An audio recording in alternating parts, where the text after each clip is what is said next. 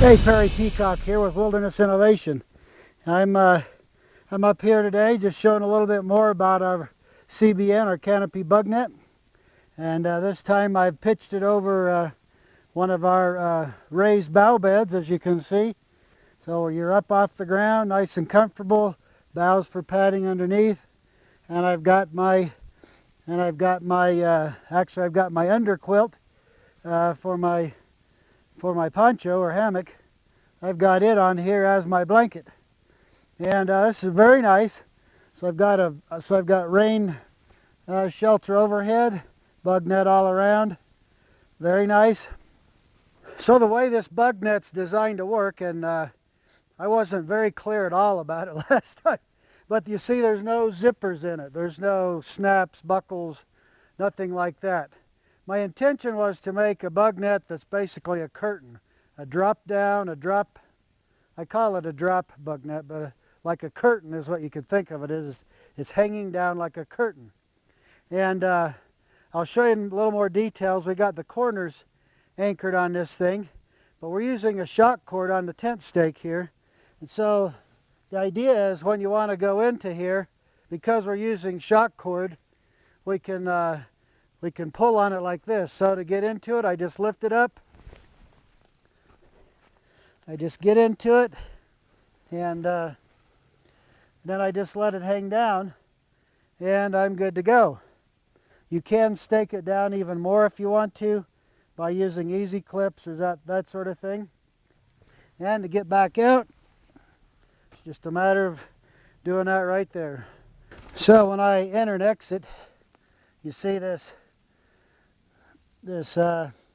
shock cord here on our tent stakes. I used kind of a golden colored one just so you can see the difference where our stakes are black. But anyway, this comes standard on our stakes that you get. And you see that thing will give quite a bit here. And when you put one of those on each end and you're 10 feet long on your bug net, why, it makes it very simple. And you watch, see when I get in and out, it just raises up. And when it's done, it just pulls it back. That works very nicely. It's very easy to do. In and out. I'd much rather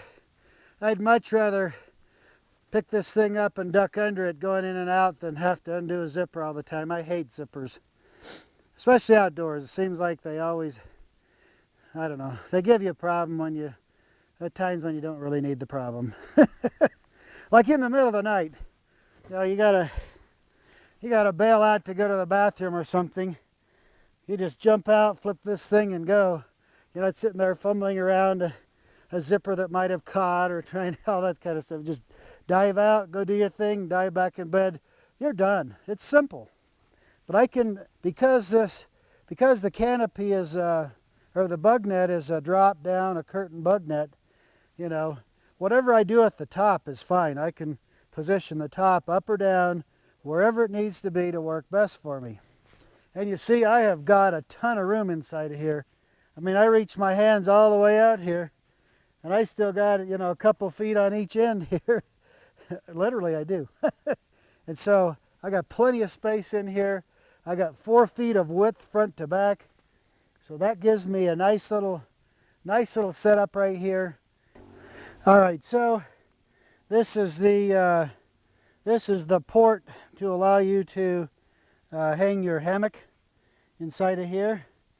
And so basically what this is it's a series of overlapping flaps that allows your cord that you use for your hammock to change positions up and down as you get in and out or whatever, and it will close right back up. So I can pitch my hammock maybe like this, and when I get into it, it sinks down a little bit. I'm still fine. I'm still good in here. So this port right here is what allows us to be able to adjust our hammock and that sort of thing inside of the shelter. And that's how we penetrate through the outside. This is actually an upgrade from the first video where we had just a single overlap. Now we have a triple overlap, or well, it's a triple. It's a three-layer series right here that keeps everything closed in for your ends where the hammock is. So here's another little deal. I've used a stick that's still got a little bit of springiness to it, and I've attached that to the ends here. I've attached that to the tie outs. They're on the end of the canopy, and I just cut it down to the right length. And then in this setup here, of course, I'm using an A-frame on this end, a tree on the other end, and so what I did is once I got the other end tied off, I came back over here and I put this in there, and that way I'm pulling tension this way on it, and that really works nicely for, for holding this in without needing to put some other. I don't have any other tent stakes or cords or anything coming off of either one of these. I just have my cords coming here. So I don't even have this thing tied off. I could tie a lashing there and there if I wanted to, and and of course if I did that, I could hang something on here. I could actually build a little table kind of thing, or a rack right here or something if I wanted to. But I just wanted to show you just a little gadget.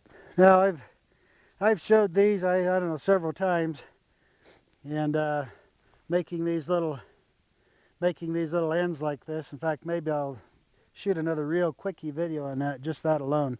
Of course, now as you can see, I still have 2 more tabs that I can pull out on if the weather's a little worse or whatever, or I want to just tie it out a little tighter. If I want to tie this out a little tighter, I can pull those 2 out if I want to as well. But I typically don't use any more tabs than I have to because I'm lazy. Now, one more thing that I want to show you is, if you're out here, and we call this a Canopy Bug Net for a reason, and that is because the bug net is part of it, but it's also a rain canopy or shade canopy or whatever you want it to be. But what I want to show you is I can use the canopy without the bug net. Now the bug net doesn't zip out or anything like that. We don't like zippers that much. I mean, I know they're okay, but it seems like they fail when you need them the most.